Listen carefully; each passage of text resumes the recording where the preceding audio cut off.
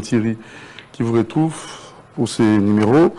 Nous allons tout au long de ces grands numéros, spécial grand plateau, recevoir pour vous M. Binamaele qui est avec nous, hein, donc lui qui est membre aussi au niveau du mouvement de libération du Congo, M.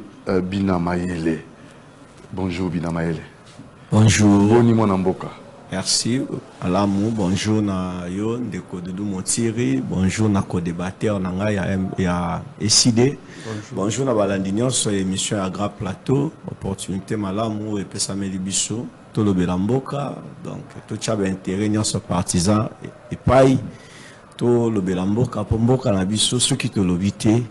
Mabeko ya makasi esengi toloba esengi bilenge to telema esengi bilenge to zwa makabula maboko po bisonde tozali avenir ya mboka oyo. Merci beaucoup. Très bien. Alors to pesi mbote mingi na mwana mboka Mounjambe ozo ko réaliser biso.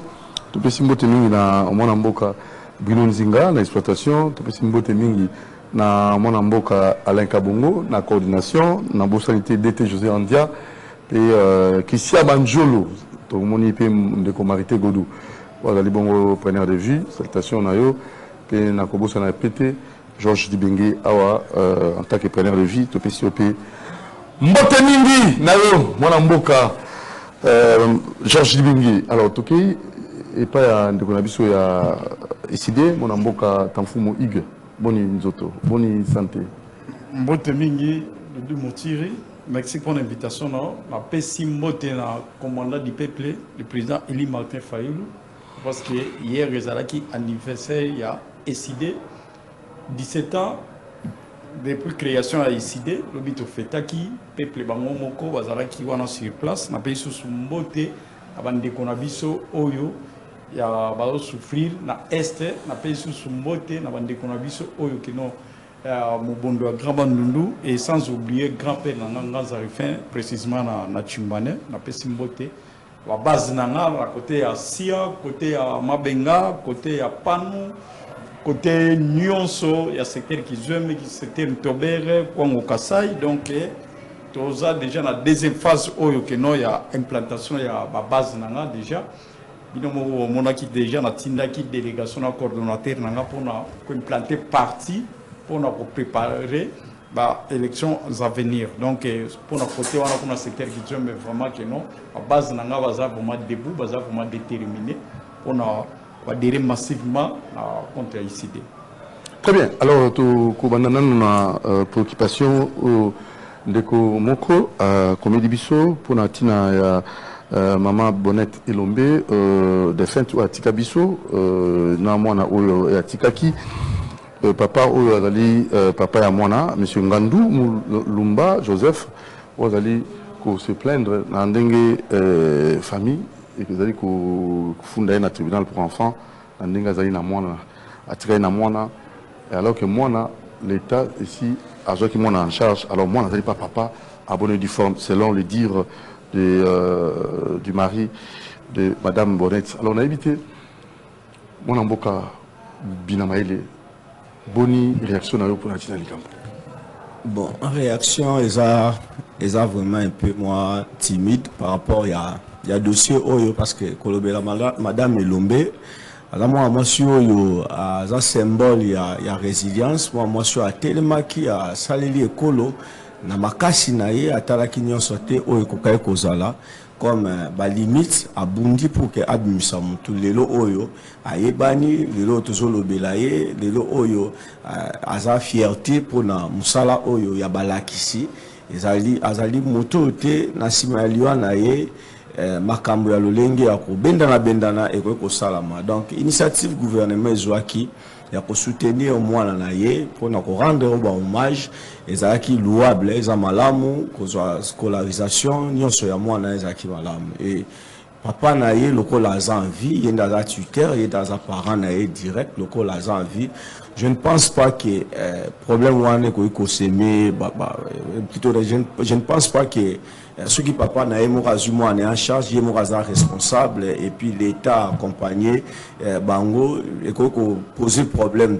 Donc le col a déjà affaire à ester dans la justice En tout cas, je me réserve quand même des commentaires rebellés, mais pour Nangaï, je pense qu'ils ont honorable été surtout ma famille rebellée après décès à moto, donc des fois, ma communion soya kanasima pour nous salir au mutasala qui combat na eza malamte. Donc, je préfère qu'on conseille bango ba luka ba kende na ba négociation ba luka ba yokana ba kende ba yokana ba solution à l'amiable qui va kende na ba justice pour na l'état du moins en charge. Je pense que ils ont vraiment honorable été pour na combo ya mama Elombe na musala nyonso ya malamu asali ou atikali référence pour na ebele au bazo continuer na musala. Donc famille ba yokana justice eza voir vraiment te ya honorer moi.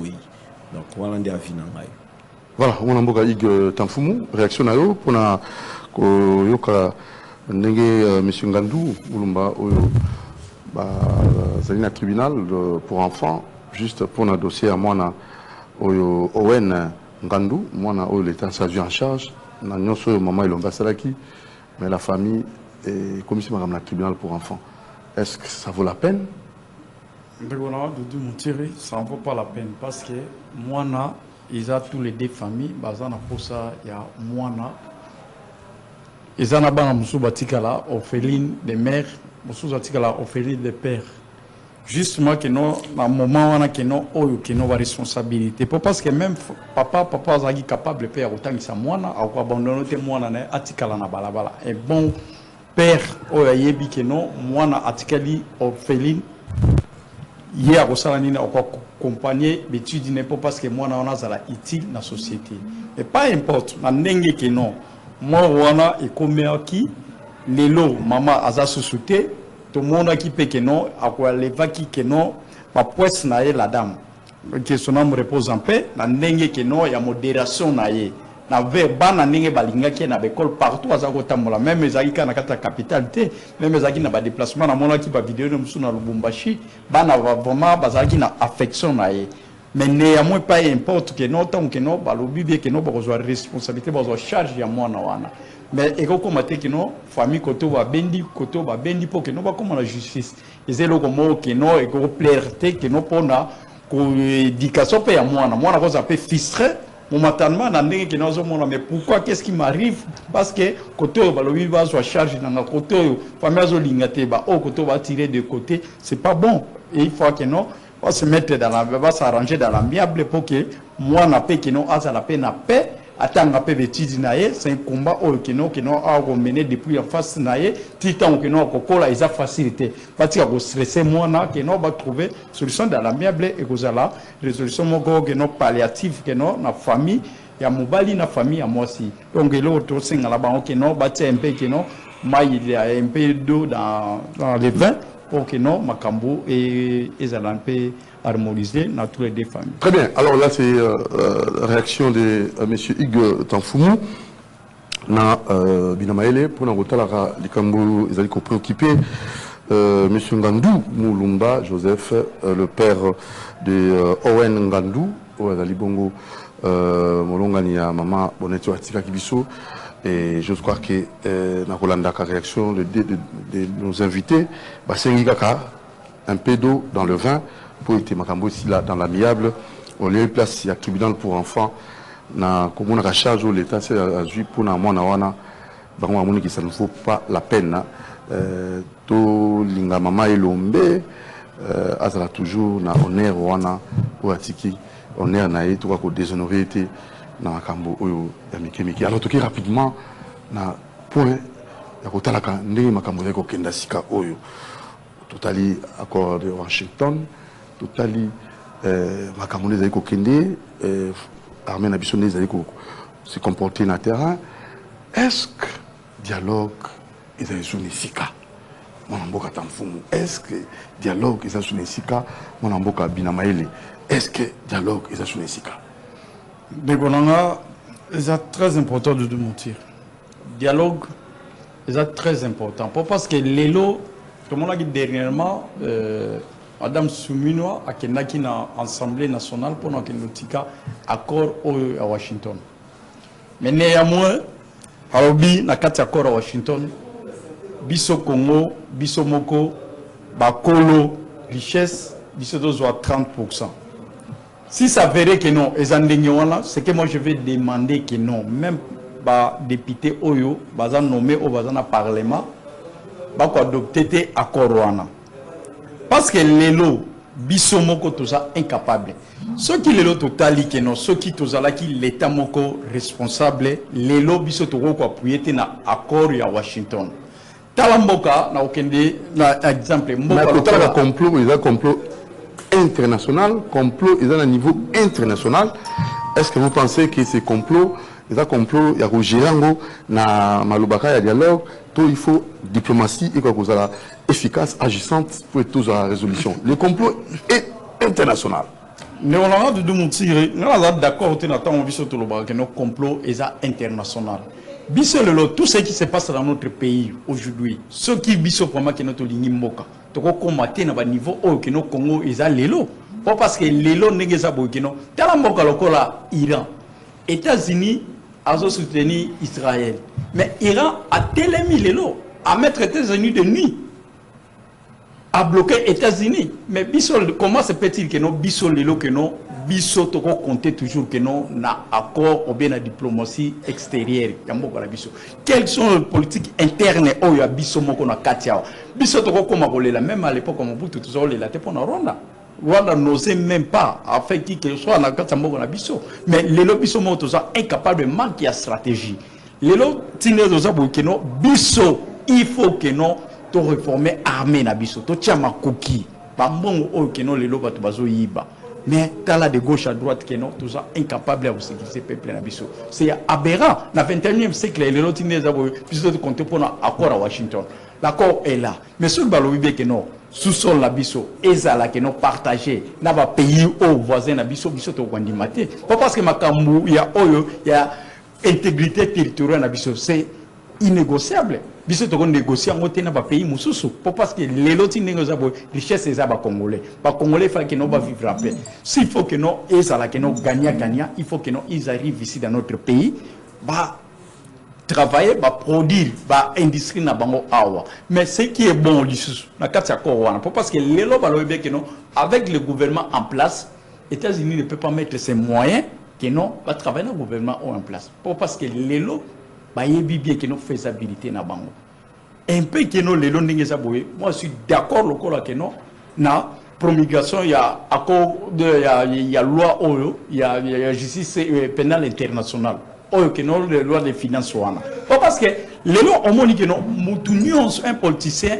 il est capable ya royiba mbongo ya Congo akeko tongwa libanda mais avec les lots que non loi on a ba promulguer ngo et que ça ni aussi rattraper bango ba o ba kanza que non ceux les lots que non mandat et sili ako kende libanda même justice internationale pénale et que ça ni et ko landa ba bien na bango ce qui est important mais les lots biso to croire que non ndegeza bo que non to zela dialogue est très important pas parce que à l'interne ceux les lots to za soudé yebisana que non batali banda ba ko profiter pour la faiblesse na bisoté mais tant que non ba pays na biso lelo que non yango ozomona que non makelele mususu o que non ezana ko passer que non bazolo ba que non changement de constitution yango kutu le président il lobby kutu lobby qui on lobby c'est inopportun na moment où tide tout ça boye ce qui est important pour travailler pour la réussite ya peuple va vivre en paix ceux qui ont insécurité grandissante o eso ça manamboka na biso baza incapable ba fonctionner ti les lots que non ben paiement ceux qui ont moni les lots que non ningeza bo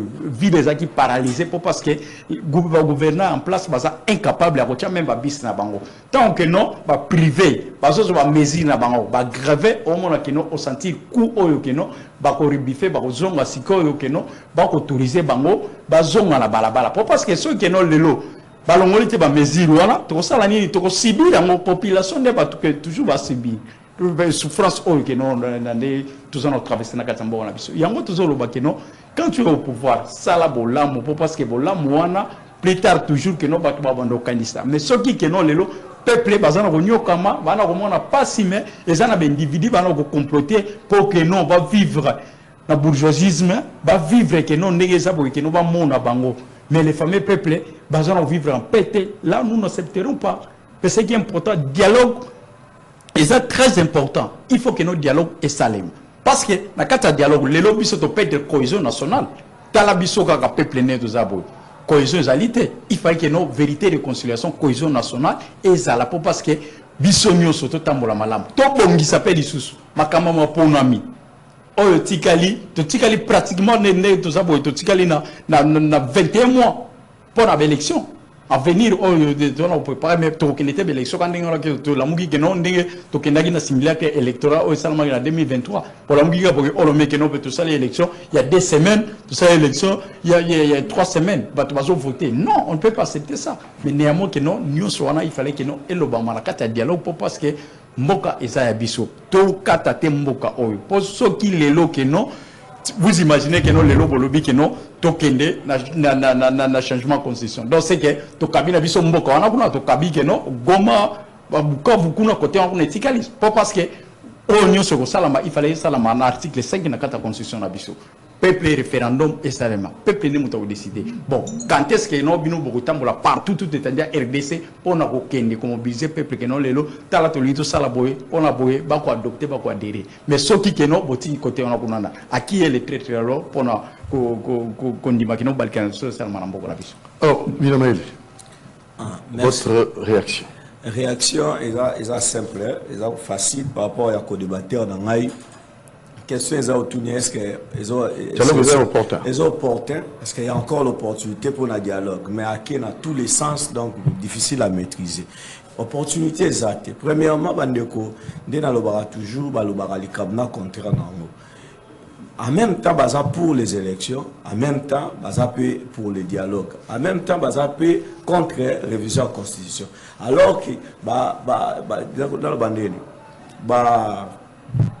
concept wana nyonso misato ba sujet wana nyonso misato o baza ko luka ko défendre o ba luka ba discuter sur yango eza ko se contredire ou soit ezali ko tia déséquilibre parce que so bazolo ba élection en même temps bazolo ba changement à la constitution article 5 il y a constitution la biso et c'est que peuple a se décider na voie à référendum il y a difficulté maintenant par rapport à la réalité de ça sur terrain pour réunir peuple dans quatre coins de la République sur toute l'étendue de la République pour que à passer dans référendum mais même peuple on a sauté plutôt que dans vote peuple on a pesaka difficile la situation actuelle de ça on a mboka peuple on a qui est grand dans vote parce que même exigence pour un référendum, il y a la même exigence pour une élection. Donc, bandeko baeba dikambu bazo lingate. Opportunité pour un dialogue, opportunité zate. Exact parce que en même temps bango bazo koboya ba discuter sujet et la constitution au pesa d'abord constitutionnel. Parler à révision, débattre sur la révision, débattre sur le changement de la constitution, c'est constitutionnel. Puisque les pouvoirs, les souverains primaires, c'est le peuple. La constitution n'est pas plus grande que le peuple. Le peuple peut faire tout ce qu'il veut, peut discuter, peut commenter, peut parler de la constitution. Dans le moment où il y a une propriété de la constitution. La constitution est membre du peuple. C'est lui le chef de la constitution. Donc, à quoi le bagnon soya lingi pour la constitution. Mais bango, balingi te peuple alba pour la constitution. Alors que peuple a ayant droit. Il a la liberté, il a le plein pouvoir. Il y a pour la constitution. Maintenant, opportunité à nini, il y a dialogue. Toko dialoguer nanan. Bango bazaka na plan moko, ba évoluer à côté. Les Sidens ne veulent pas évoluer. Ne veut pas évoluer. Lingo ta la problème na face vérité. Alinko la réalité où ils sont sur terrain, sur place. Mboka na biso za na guerre, même situation ya guerre tout ça na yango awa, même situation Iran za nango, même situation Ukraine za nango. Mais opposition a beaucoup de na Ukraine, opposition a beaucoup de na Iran. À tout moment pendant que mboka est secoué, au lieu bacha be fort, nous va conjuguer be fort en commun pour que tout le monde na carte situation au stade ba soutenir pouvoir en place pour que tout le monde na carte situation oyo bango bazo zoa défense. Il y a ennemi, c'est-à-dire ils sont pour l'ennemi. Nulle part au monde a décidé à Tomboli Mungongo pour la côté les propos Kagame le bara noir sur blanc jour et nuit pour la mboka la biso réclamer ba terre. Mais on est dans un sujet il fallait tout à un plateau na bande ko décider comme ba patriote to le ba non mboka la biso ko tika mo ke dété. Comment ennemi azana à l'aise et aza ko étaler ba objectif naé. Ils ont dérangé aux patriotes. C'est comme si nous avons un daku. Nous avons une partie de l'opang où ils ont. mais biso na ndako tozo continuer à discuter na la chef de la famille na za yaya na za leki mais tozo mon projet est très dangereux et ça projet à Rwanda en principe biso nous auto ça la bloc mon commun contre l'ennemi mais bango ba limite ça la bloc avec l'ennemi. Comment tu peux dialoguer na bateau déjà na ba ici ya ba dialogue déjà ba décision ebima na dialogue à San City que muta oza su beaucoup na manduki te Kabila nanga et consort ba préférer ba zo minduki mais na bino boza pourquoi pour réfléchir sur un point là il faut comprendre que plein de dialogue ça n'a pas sa raison d'être. Ça n'a pas sa raison d'être. Si vous voulez le dialogue, mais la Constitution dit que le président est l'image de l'unité nationale. Il y a le symbole de l'unité nationale. Venez auprès du président, à tout moment, le président Martin Fayulu va recevoir, à tout moment, va proposition, et vous allez la considérer pour l'avancement à Mboka, si vous voulez réellement les élections. Venez d'abord, faisons un bloc pour la relouka, qu'on bouter derrière l'ennemi au hasard, qu'on menacer l'intégrité territoriale. C'est ça le vrai problème. Maintenant, vous voulez le dialogue, pourquoi? Pour vous être solo là, vous avez espace, vous avez lancé l'élection, vous avez soufflé, vous avez dialogue. Pourquoi ne pas condamner l'agresseur? Pourquoi ne pas venir tout ça la bloc commun à Iran Makambabou Izati? Il y a élection, dialogue. Non. Na Iran Izati, na Ukraine Izati. La mission, lorsqu'elle est terrée, commun, ils ont menacé, ils ont mboka moko, ils ont biso nyonso de communautaire commun. Il faut tous avoir un langage moko. Il faut tous avoir un langage moko. Donc, dialogue, opportunité à dialogue Izati. Exact, raison sur la Kabila, exact, comme ça, à ce qu'on peut être dialogue, raison qu'on va dans la Kabila, mais ça m'a rappelé au sol, la Nendegeni, il y a coupé ça sous vitesse, exact, raison qu'on soit en droit Nanga, ça n'a raison T, Nanga, ça n'a raison T, l'élection, oh, Nanga, tchela Ramunoko, oh, Bino, peu besoin yango, et si d'ailleurs qu'on gagne l'élection, t'es dans Mboka, Isaka, Bate Fola, Zaka, candidat, il y a Lamuka. L'amour que ça qui bloque, MLC n'a pas été ensemble qu'on sort. Et bien l'élection a déjà les cas, déjà pas joué, déjà va tourner. Mais comment n'a-t-il y a arbitre? Il y a arbitre qui est là comme un rebelle. Et ça m'a rappelé arbitre qui réclame le résultat. Donc, raison et dialogue exact, on va dans la Nanga, on va dans la Kabila, le pays avance. La FRDC a aussi la terrain toujours monde. Comment est-ce que Badon les ont changé au jour, au lendemain. Tout le monde a comment est-ce que les lots M23 n'a pas mis qu'on réclamer, c'est-à-dire il y a des efforts, ils ont mis en place, ils ont salama pour libérer Mboka na biso. Donc, étant patriote, vous n'avez qu'un seul choix, de s'aligner derrière le chef de l'État. Et puis Nini, tout le canon, tout Bengalana, Basola, Marambo, Bino, Banate, il y a Marambe Bélé, pendant que le pays est menacé. Prenez l'exemple de l'Ukraine et de l'Iran au monde, tous dans le même contexte, mais approche, tous utilisé pour nous bimanaka, il y a crise, et ça n'est mon côté. Et ça n'est mon côté. Bilmaël, Peter, alors, tant fou, Hugues, donc rapidement, les Camerounais, la Constitution, la 10 ou 20 ans après, modifier, réviser. Quel est votre avis? Hugues Tanfoum. Merci, Léonard de Montiri. Nous avons un ciment, il faut un l'étage technique. Il y a un Libye, un plateau vraiment égotique à l'ending, on a pas parce que à Congo, c'est comme si nous avons comporté pour nous lever la vérité. Donc, vous devez être sérieux quand même dans Mozoloba. Parce que quand tu dis que non, du jamais vu, tu n'as jamais écouté que non, le président Eli a condamné Rwanda, la toute première personne. Même Chilombo n'a jamais été d'accord. Le président de la République. Donc il n'a jamais accepté. Le président de la République. Parce que au moment où le président de la République. Voilà, ils ont un faux débat parce que Kabila, on lui appelait Kabila. Et Macron, Macron. Trump, on lui appelle Trump. C'est un faux débat. Ils ont dit que non, c'est tu manquer respect. Non, c'est justement que non, ils ont combonaé. Et donc, Bisso, on a marché dans ce pays ici. On a marché dans l'ambassade à Rwanda, Bino, se retrouva, Bokena, Bino, na Biftek. À Bino, se réjouit à un moment où Bino, après ça, Bino, ministère de la Défense. Vous allez qui incapable. À récupérer même Bunagana avant que nous vayons au Goma. Parce que les lots sont en facilité. Nous avons la facilité, il y a critiquer Rwanda. Mais beaucoup parler à Ouganda pour nani. Ça a été votre paré à l'époque. Bino les lotine bozaboué MLC bozana les somoté à Woloba devant décider. Parce que combat autobunda est un combat mon noble. Tant que qu'il y a eu élection il y a 2018. On a été aux élections. Peuple va faire confiance dans Bango. Va voter qui le président élu va voter. Pas importe. Bino va continuer qui combat na bino va monique no biso doza essoufflé pour na biso MLC ensemble. Tous les gens soufflé, tout ça la nini, bokenda na bino na manjar. Vous devez contacter na oyo na manjar bino boza. C'est qu'on attendait de vous aujourd'hui. Tant bino bozui pa poste na bino. Bokena na défense. Vous savez le côté, les lots boza na ministère, il y a transport les lots. Vous attendez de vous que nous pour trouver une solution palliative.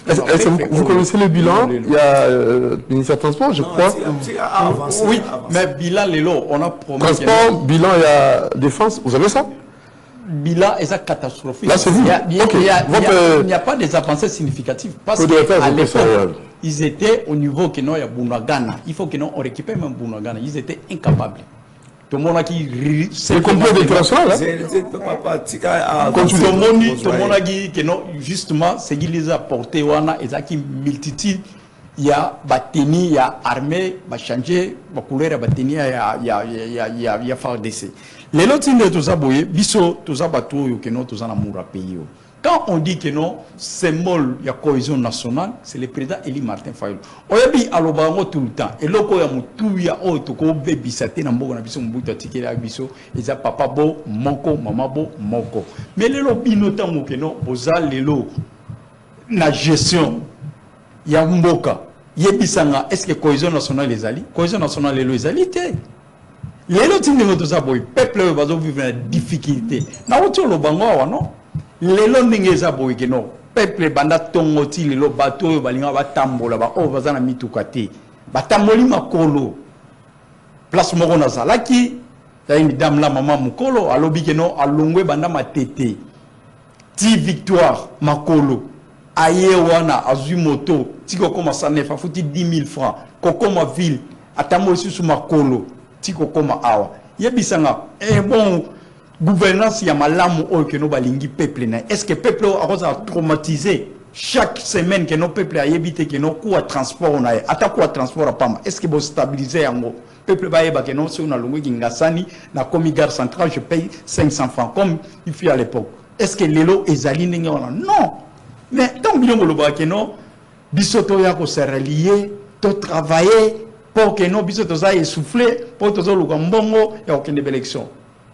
Monsieur, soyez quand même sérieux. Biso tant que non le président élit to tamola qui na 2023. To tamoli na ye. Bato mususu bozana bango wana. O même ba muzitu bozana bango wana. Atamola comme des provinces. Na ba moyen de bord na biso to zana pour un bon te. Parce que au moins les los de net to zaboué. Ba débat auto sala kana etandoike, bato bo vandi na ndaku, ba l'équipe biso no mayele. Tant batala biso que notre sala qui dialelo on a to longwa na étape on a qui dialelo. Parce que les lots tinde to zaboué. Ba président eli ba roleka génération ba roleka mais biso ba jeune. Ceux qui te éviter que nos ceux to zana amour patrité. Donc to zala ka ba to zala monnayable. Donc to zala politique ali bumu. Donc, donc c'est fini. C'est ce que nous vécons aujourd'hui. Mais majorité peuple. Tu t'imagines que nous un pays riche aujourd'hui, nous ne plaidons que nous bisous la makambo que non, il y a guerre, tout le makambo. On est que nos guerre que nous ont préparé actuellement dans le Congo. Tout ça n'a problème. Mais aux richesses, makasa ko les richesses nyos. Tout ça n'a pétrole na mboka oyo. Tous les gaz de gauche à droite. Est-ce que bateau est ministère? Est-ce que bateau est valeur ministère? Non. C'est parce qu'ils ne sont pas préparés. Si on poste, mais bateau est battu comme manager, qu'on est battu comme Tsamongo na République, qu'on est battu comme ça là que nos peuple va vivre en paix. Les lots jamais que nous avons terminé ce cycle, Congo va avoir un problème de transport. Jamais vu. C'est aberrant. Mais quand on va dans le plateau, on va comme ça leader na yo, on va dire on va intel mais biso en tant que patriote, toujours l'ingamboka. De on a du mutuili, tant on mais le mal n'était pas profond, le mal. les mal étaient profonds. Non,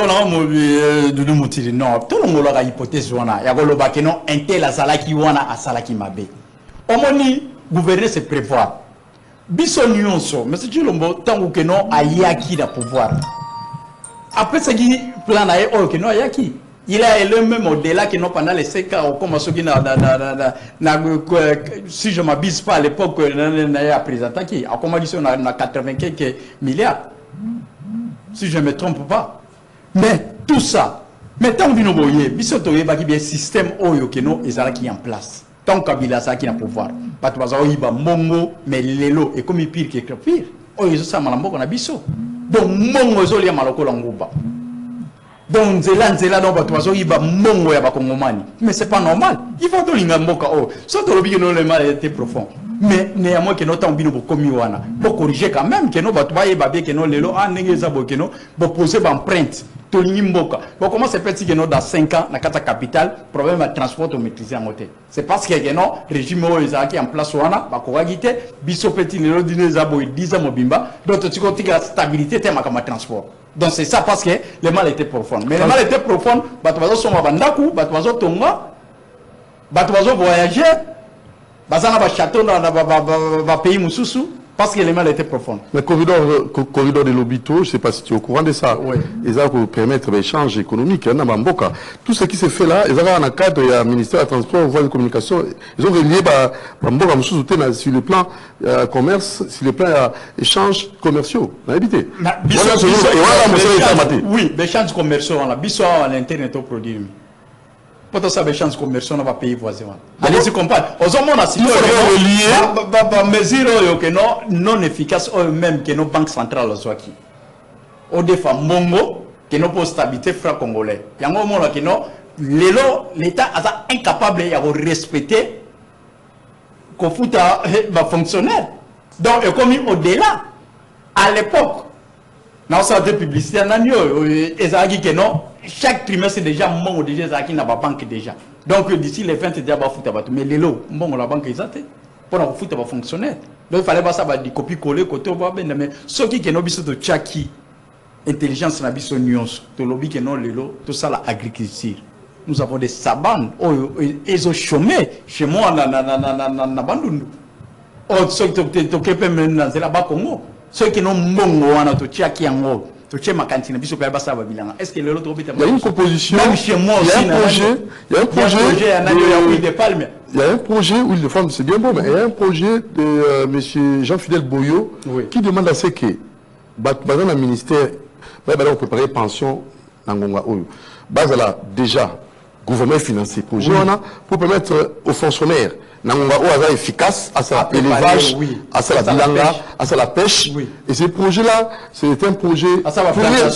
Ça, c'est Jean-Fidèle Boyo, on sait que l'État est sponsorisé et financé. Quand vous avez déjà efficace, aux adhérents pour préparer pension, pour préparer 65 ans déjà, aux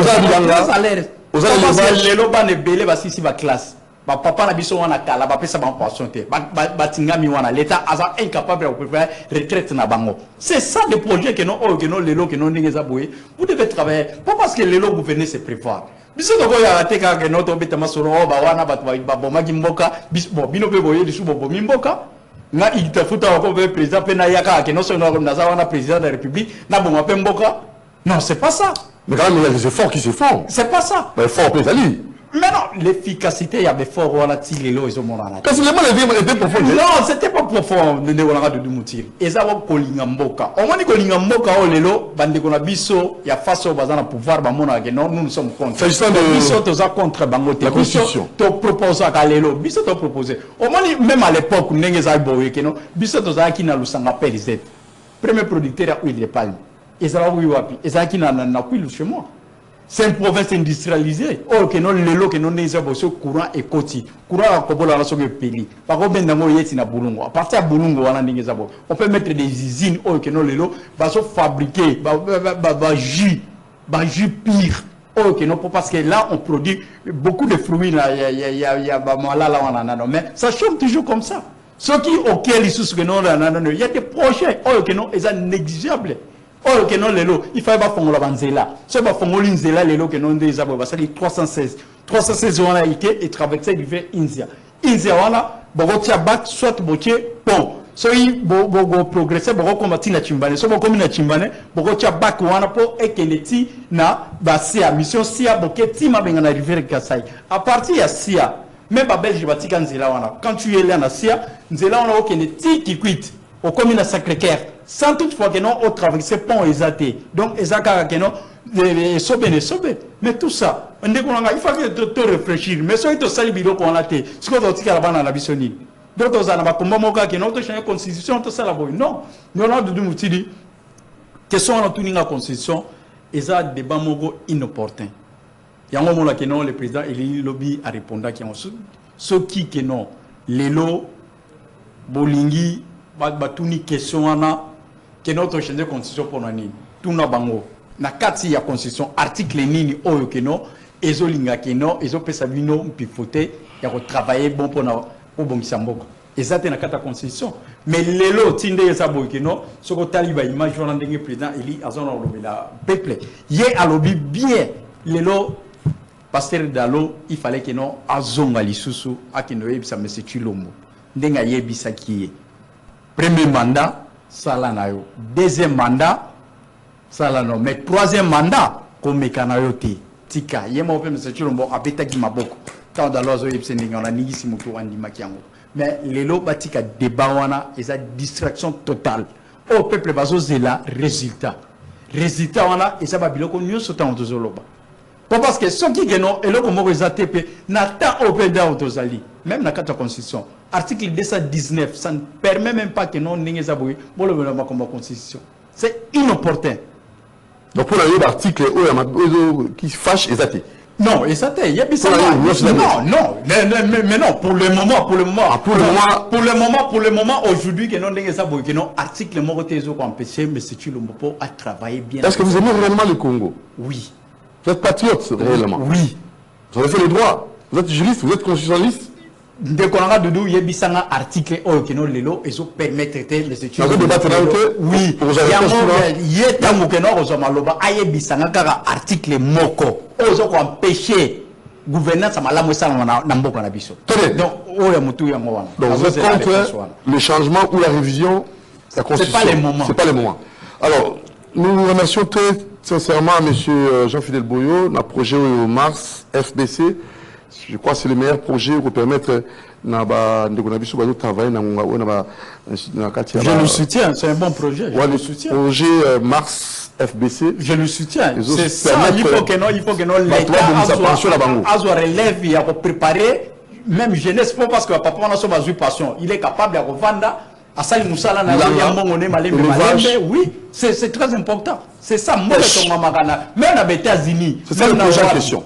Moi, je soutiens ce projet. C'est très important. C'est très important. Moi, je sais bien, mon grand-père, il a travaillé avec des Belges à l'époque. Oh, que notre entreprise, qui dit Kouilou.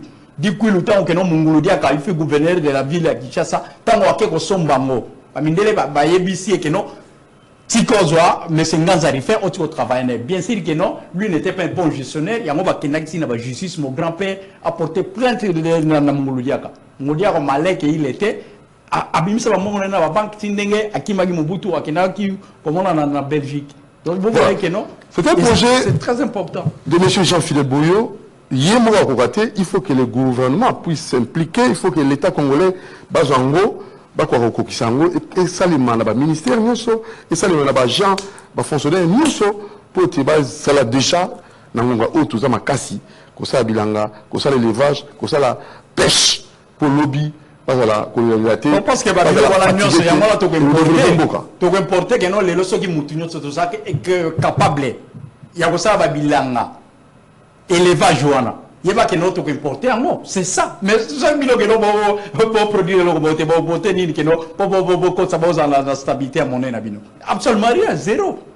Donc il y aura vraiment un développement dans le vrai sens du mot et nous pourrons comme ça au Libanda, côté Kayango Libanda, exporter, produire à l'interne. Coup de chapeau à vous, M. Jean-Fidèle Boyo, projet Mars FBC. Moi, je vous soutiens. Parce que ça, c'est la préparation véritable à venir. Une véritable préparation à venir. Alors, pour le Koufa, nous allons pour muscler, si du moins l'unité, pour être au comment stressé, pour AVC ça la tête. Un bateau de pêche, va y avoir des mi-saison Koufa. Tout le monde a tes places pour pêcher. Non, moi je voudrais que vous répondiez aux préoccupations de monsieur Hugues Tamfoumou, monsieur Peter Bidamaïli. Alors, le bilan, la défense, le bilan, le transport, il y a Jean-Pierre Bemba Gombo. Merci beaucoup, Ndego Doudou Moutiri. En tout cas, on a réalisé en face d'un robot. Donc, excusez-moi, papa, je fonctionne le rôle à robot. C'est-à-dire, alors tout le monde déjà va commander, va préparer depuis l'usine. Donc, il y a une récitation. Dans la zone de Makambo, il y a une mémoire, sans pour autant, Aza n'a pas donné réel, Aza n'a réalité, n'y a pas beaucoup. Pour ton information, comme bilan, on peut soulever quelques éléments à bilan. Il y a passage, il y a moi en Mboka, président Jean-Pierre Bemba, dans la tête du ministère de la Défense. Il y a Liboso, il y a sous président Jean-Pierre Bemba, qui dit gérer, c'est-à-dire qu'il faut avoir les moyens. Sous le président Jean-Pierre Bemba, budget, il y a armé na biso. Et ça a revu à la hausse. Dans la hauteur, il y a plus de 300%. À partir du président Jean-Pierre Bemba, il y a un budget, il y a 1 milliard de dollars. Oui, ça l'a noté. C'est-à-dire qu'il y a 300, 500 000 sous président Jean-Pierre Bemba. Pour ton information.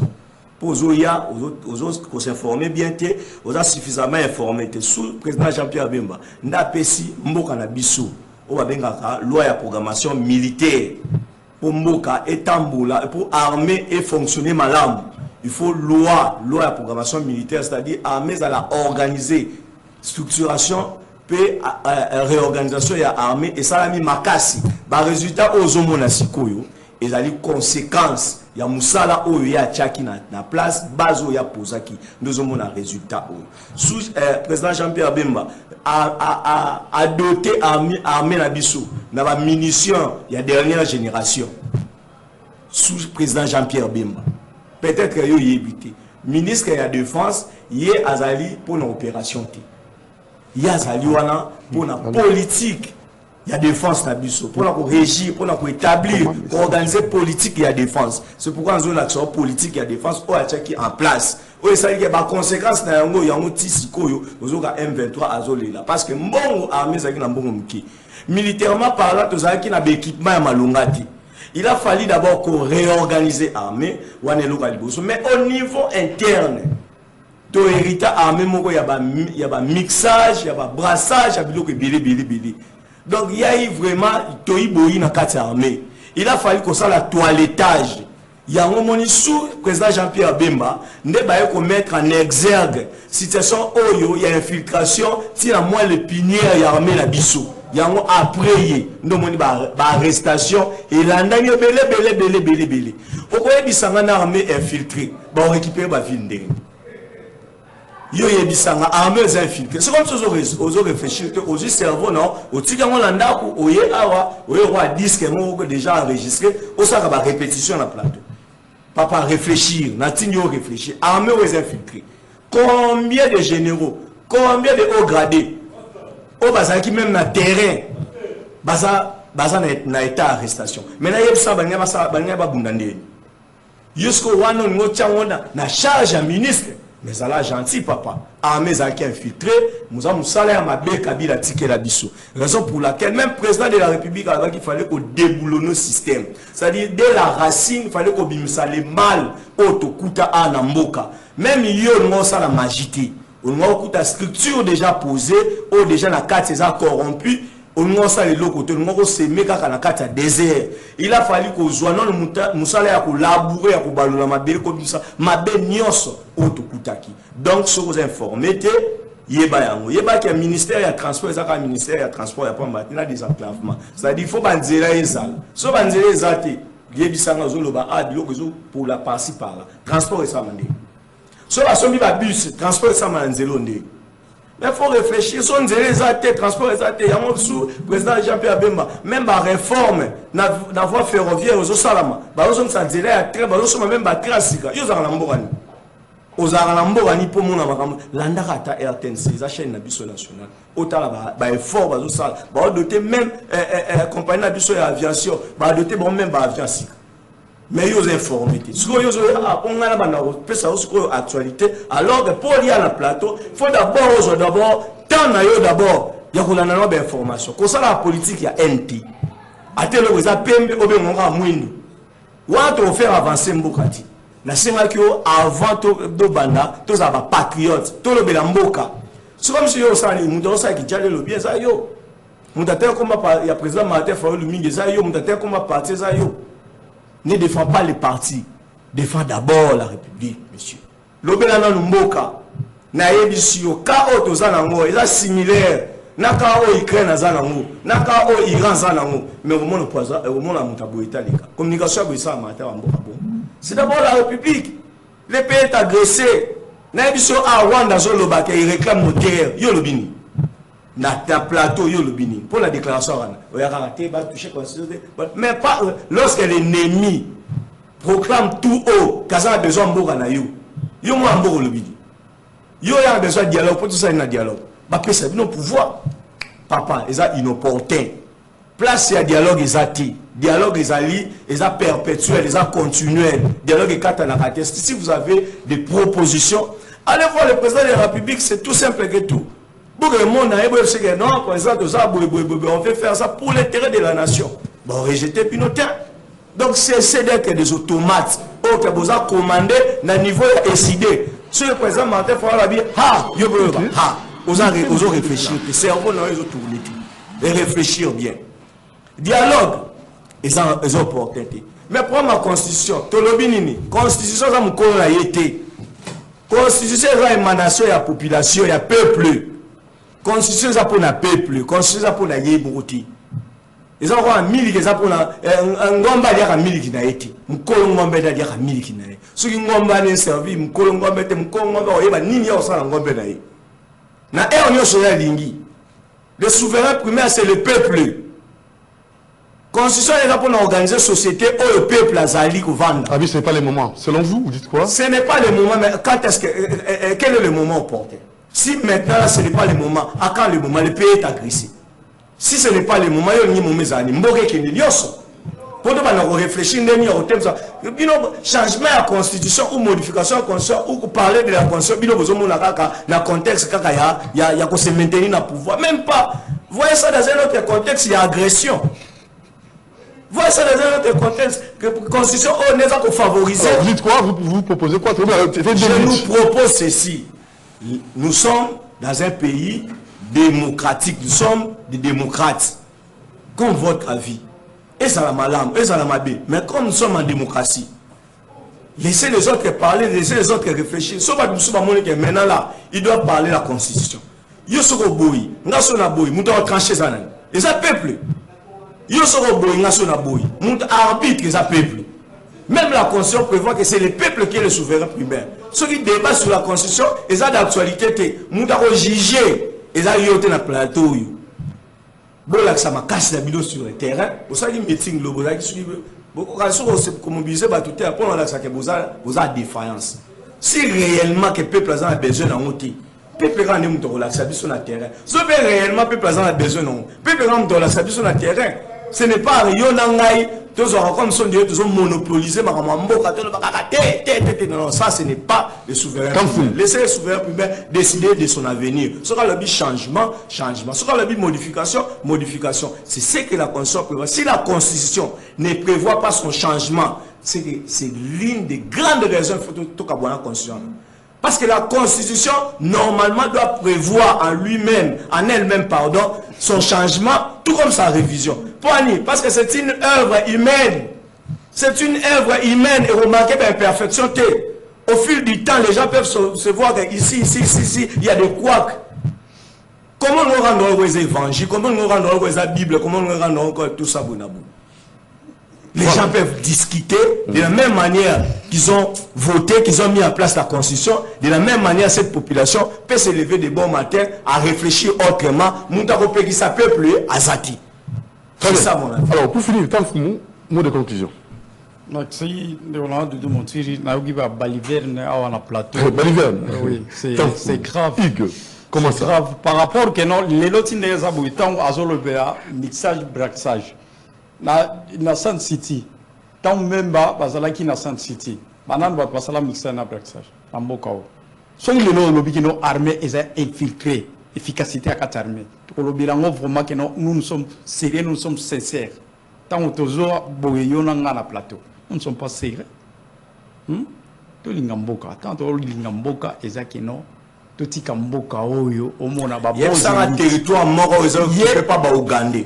Yebsanga territoire moko ozo occupé pas ba Ougandais. Sikoyo yebisanga que tel territoire ozo occupé pas ba Ougandais. Sikoyo comment agiter pour mixage le brassage za Rwanda auto côté belé awa CNDP bino belé ta Rwanda paré na bino za Museveni ta za paré na bino ta boko soka basimbika point boko mo agiter pour nani agiter comment na réagir ça débat tu peux pas le bande olingi mais ngapé na tika je peux réagir oui ngala c'est pour ta tout le coup au que no lobby d'incognité au lobby que ça tout ça yango tanga na zo biso omoni biso lelo to za ba chaîne au kino lelo il faut to yeba mboka na biso ndinga zo fonctionner to yeba nani aza nani nana zo linga mboka te c'est ça omoni yo moko na kata na kata zo linga mboka te c'est quoi zo linga mboka te c'est quoi zo linga mboka te c'est quoi zo linga mboka te nani c'est quoi linga mboka te tango omoni ba parole tango zo azako ignorer que Rwanda je dirais na bisayo non débat ya Abeshole azako ignorer que Paul Kagame azana besoin ya kuzoba territoire awa yazo ignorer na ngata na nga tika za la kimia pour finir yo mo tango zaki osu maloba oza incapable de loba oza na ozongela na kangi na piège no tango ozongela que non c'est pour porter il fallait peuple yemoko a décider pour que non na changement constitution sikoyo yo nanga ngamu na bino nde bozana inyo sikre na bino na biso bato oyo que non toza ba vrai patriote to bundela mboka na biso na moment oyo que non so to lingaki mboka est-ce que boko lobela makama constitution na lobby peuple d'abord peuple wala te conscience na bino moko na tango ba gérer mboka au peuple va souffrir au peuple chaque jour même à la katakine qui n'a pinga salama parce que bon va vendre qu'on abisso parce que kata ba machette est-ce que boko lobela makama changement constitution yo zo lobela mo pour nani est-ce que parce que peuple ne mutu fa lo yo zo lo bangani to la population d'abord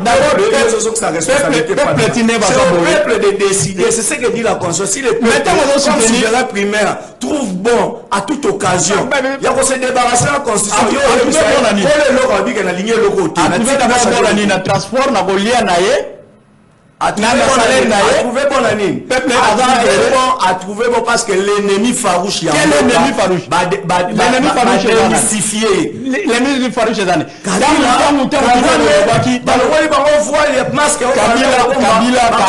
Le pays est en voie de sa libération. Quelle en voie de sa libération? Vous étiez au pouvoir par rapport que non il y a un deal au Bosala qui n'a Kabila. Bino Bosala qui wana tango kadambe le lobo on refuse de s'asseoir avec Kabila. On refuse de dialogue avec Kabila.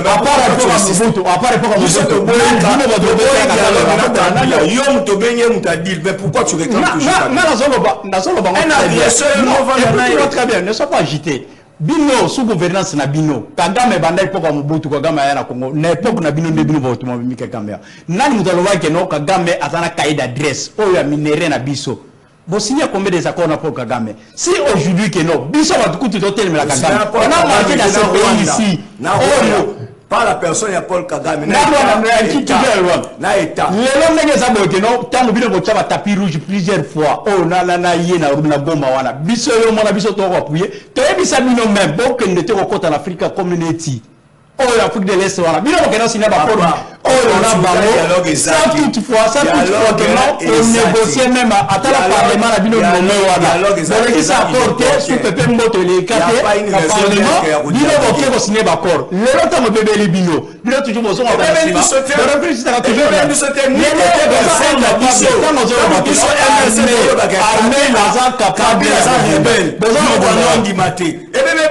nous avons réussi notre mission à l'époque Si vous faites 3 ans, vous êtes incapable d'avoir récupéré mon argent. Non, écoute-moi très bien. Quand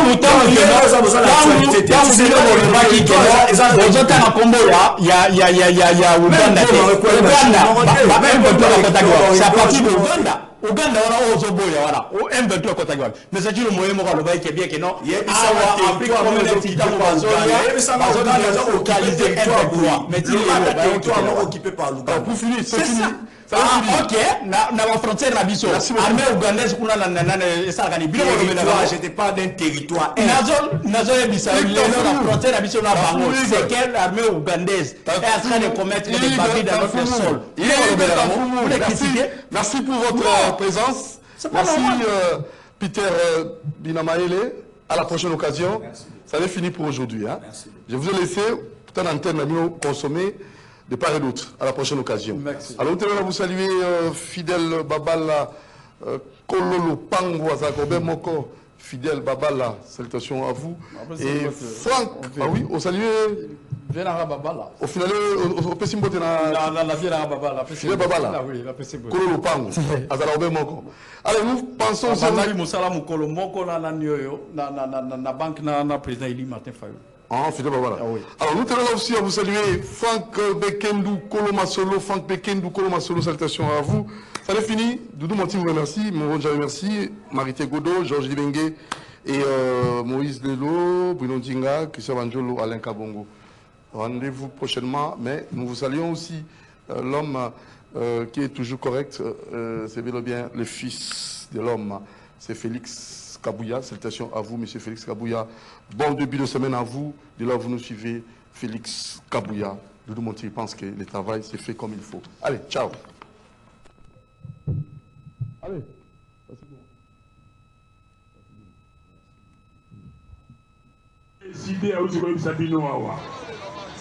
70%, 70%, il y a un Nord Kivu. Et ça n'a pas beaucoup. Il y a pas paya. Na ko ko battre ko ba boto le biso te. To ko ko ndi mate ba boto la biso parce que to ko bunda ti na suka. Ça va aider. Ça va aider. Na bengi ici secrétaire exécutif provincial. Il y a SID Ouvira Awa. Aya po Tanamiluyo. Maki, venez ici, il est où? Ok. Secrétaire exécutif, il y a SID Ouvira. Bien. Donc, pour nous, Kolobanabino Boye, Tokondima yango ata mokete. Que eteni yango kanabiso, batuba zwa yango. Ok? Toyokani? Voilà. Yango wana tolobi batu wana batobisi ezaleli ya batu balingi pouvoir sive comme bango bololo baya. Toyokani? Bolobi na ngai me na bato oyo basimbi minduki na bato oyo bavai na bango nye na bato basali eloko te tosangana. Oui. Oui. Nazalaki awa. Tozalaki na conférence nationale souveraine. Ok? Mobutu zalaka na makambo na ndenge na ye, azalaki pe na binemi na ye, bamisusu baki ba condamné à mort, bamisusu bazalaki ba exilé politique. Po na bandeko wana baya, tout ça la conférence awa na palais du peuple. Teyokani?